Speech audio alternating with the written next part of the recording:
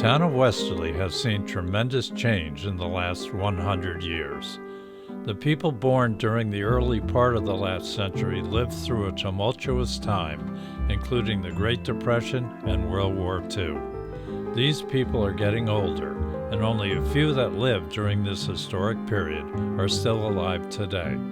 Soon their histories, memories, thoughts, hopes, and reflections will be lost if their stories are not told. Dr. Thomas Salimeno Jr. was born in Westerly, Rhode Island in 1926. I'm 97 years old. My friends call me Tippy, and the reason being my father was Tippy Salimeno, which it was quite a famous name in Westerly. My father got that name, I think, because my grandfather started off with a shoe shine apparatus. You know how the old shoe shine thing. My father helped them, probably not by choice. You get tips, so people start calling him Tip, and then from Tip to Tippy. My father, with two of his brothers, at the end of Prohibition, opened up this dine and dance place, the Ritz Cafe. Those were the days, Prohibition ended, and so those were big times. Connecticut, at that time, I think on Sundays, they couldn't serve liquor. So all the people, and particularly the sailors from the subbase, would come to the Ritz on a Sunday. He trained Tarzan Brown. Tarzan won two Boston marathons in 1936 and 39.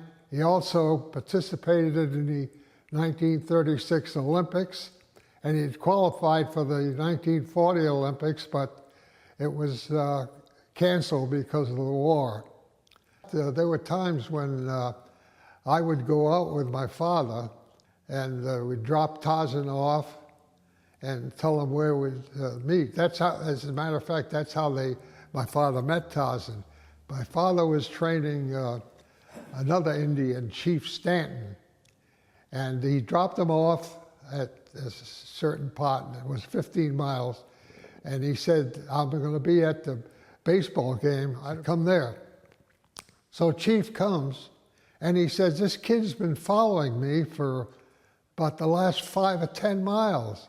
And this Chief's there, and this kid comes, and my father said, how old are you? It was Tarzan. He said, 12 years old.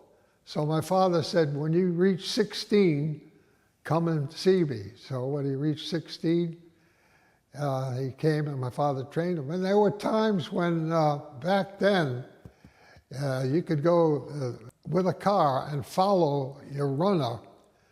A couple of times I was in the car with my father. Oh, here's something unique that no marathoner ever did, and it probably will never do. Tarzan ran a marathon in Portchester, New York, and won.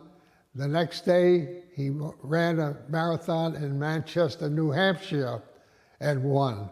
On 2 consecutive days, he won 2 marathons. Unfortunately, my father wanted to go with Tarzan to the Olympics, but the Olympic Committee says, no trainers. Well, unfortunately, see, Tarzan was a fun-loving guy, and he didn't train. When he had to quit at 13 miles, so Johnny Kelly, who was the other marathoner, when they got back from Europe, called my father and said, the problem with Tarzan was he didn't train on the boat, he didn't train in Germany, and he gained 15 pounds. So you can imagine a marathoner, it's not training, gaining 15 pounds. So at 13 miles, he got cramps and had to quit. And there were all kind of rumors that, he was mugged and he was injured, but Johnny Kelly told the real story. I've had a very good life, storied life, like I said, 70 countries, all 50 states, and I've enjoyed every minute of it. I never found any place I like better than Westerly.